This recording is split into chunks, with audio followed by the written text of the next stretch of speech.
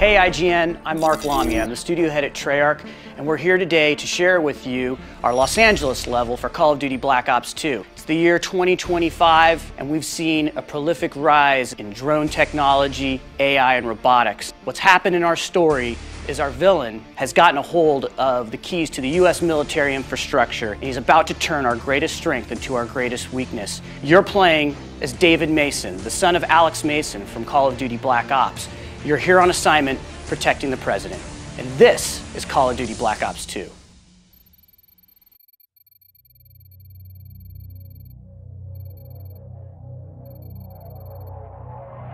Oh shit. Calm down. The bullet went through clean. You're gonna be fine. Still bleeding. I'm gonna give you something for the pain. What's up, everyone? This is Anthony Gallegos from IGN, along with Mark Lamia, the studio head here at Treyarch. Hey, everyone. And we are here to talk about the Call of Duty Black Ops 2 demo. So I guess now that we've sort of had the stage set for us, right now we're starting off in what is obviously a pretty war-torn and destroyed Los Angeles. Yeah, it's the year 2025, and we've had this drone invasion where the villain in our story has infiltrated the U.S. military infrastructure, and he is effectively taken all of our military strength and advantage, and you're now, what was once your strength and that you were fighting with, is now being turned on you. I think what a lot of people are going to be surprised at when they're looking at this footage right here is just how much better this looks than some of the previous Call of Duty games. You know, the team has been working on the lighting system. You're going to see tons of effects. This particular level, you know, a lot of the inspiration was drawn, you know, when you see, you know, sometimes there are these like massive fires and how it like blots out the sun and it literally turns into this, you know, almost hell on earth type look, was a lot of the inspiration here. You see the effects, the detail. There's just an unprecedented amount of detail going into everything that's going on in this world. Yeah, I mean, you certainly don't hold any punches in this beginning part. I mean, we go from what's going on to, oh my god, everything's falling apart almost instantly. Yeah, we put you right in at Call of Duty style. What you saw there with the actors, by the way, was performance capture. That facial animation, that's an actual actor's performance. That's why it looks so realistic. That is, we actually marker up their faces and we capture their voice and their body at the same time. So that is that actor's performance.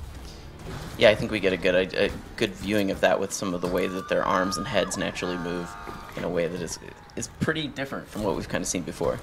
Very, very natural movement, and you know, I think, you know, with regards to this entire scene, it was like we just wanted to set the stage when you just see this massive, unbelievable drone invasion, unlike anything you've ever seen, and it's heading for a real city here, obviously. And it's surprisingly plausible too. I mean, as if anyone's been paying attention, our drone forces have only built up over the years, and this is 13 years in the future, where you could imagine that we would have a pretty massive fleet. Yeah, you know, working with our experts, we work with somebody by the name of Peter Singer. He is an expert in this area. He absolutely says, like, in the future, we're going to see this massive, massive proliferation and use of drones in the future. Yeah, and the story too is I mean, it's pretty impressive, the people that you have working on it.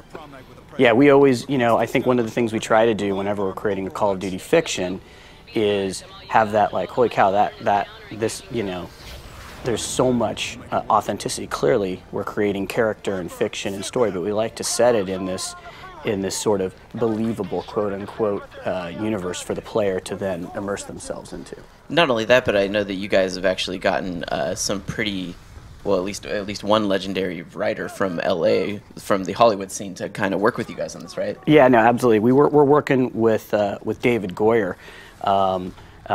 writer on The Dark Knight, and you know, we started working with him actually on the first Black Ops, and towards the end of that game, and he helped us with the script writing and really enjoyed that process. But he's been on this one from the very beginning. He helped us with the concept and the characters, and, you know, come up with who our villain is. I mean, this is the same guy who was the writer for Heath Ledger's Joker. So I mean, he's really helping us come up with some amazing character and amazing story. So obviously this is taking place in the future and you want to have future tech, but I know that you've stressed to me in the past that having technology that feels realistic is implausible is also a big part of what you guys wanted to do with Black Ops 2. Yeah, this is not a sci-fi game.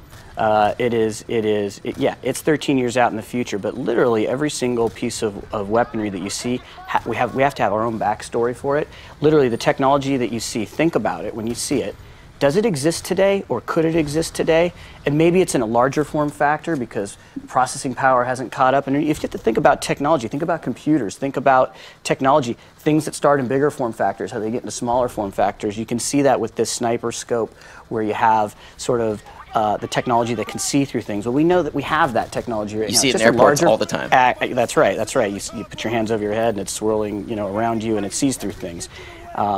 The ability to have electronic charging of weapons, so you can fire multiple rounds. That sort of exists right now in very large form factor with a metal storm.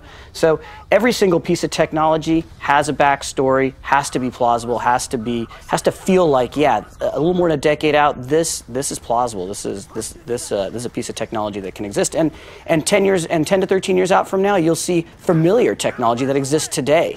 Right? You'll still see that. We see that today, right? There's weaponry and technology that exists from 13 years ago that's still in use today, but it might have attachments or things like that that advance it, that keep it around. Because while it may be a useful tactical weapon, you need to have some technology to help you advance it and keep it in play.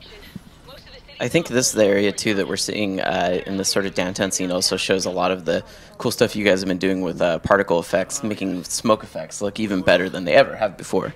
Fire, destruction, environmental animations, those are all critical components to making that world feel alive and believable and just epic and cinematic, like you're literally in the middle of it. So every Call of Duty game has always been about, everyone thinks of them as just first-person shooters, and yeah, that is a big part of the game. But I think people make a mistake when they think that you're always on foot. They always just have this idea that you're a guy holding a gun. So much of it involves like these set pieces where you're using vehicles and stuff like that. And so what we're going to see shortly is kind of a kind of different feeling vehicle sequence than we've seen in other Call of Duty games. Yeah, absolutely. You're about to go inside and take over this VTOL right here, and you're going to fly it. It's not a rail where you're just going to be firing the weapon. You're going to be flying it, and there's actually two different gameplay mechanics we introduced to you in this one vehicle. It starts off as a VTOL as you're going to be flying through. That's what's going to be happening when you first start playing the game. And don't forget, in this single level, you've already driven as the freeway was collapsing. So there's just, I think in general, one of the things that we really wanted to do at this level is give players a ton of variety of gameplay. Not only do you have that weapons gameplay, but there's some great vehicle gameplay. There's a lot of new mechanics and a lot of fun for players. So, as you're flying through Los Angeles here, clearly it is undergone a lot of destruction. You can see the particle effects and the lighting and the smoke, and it's just, an incredible amount of detail that's going into this. And you're flying through it, you're protecting the president's vehicles down below, you're firing those cannons, you have really destructive missiles. You'll just see, the whole world is really coming down around you. It's really this sort of, has this, like I said, almost sort of Armageddon-ish type feel where it's like, this is almost the end of the world type look here.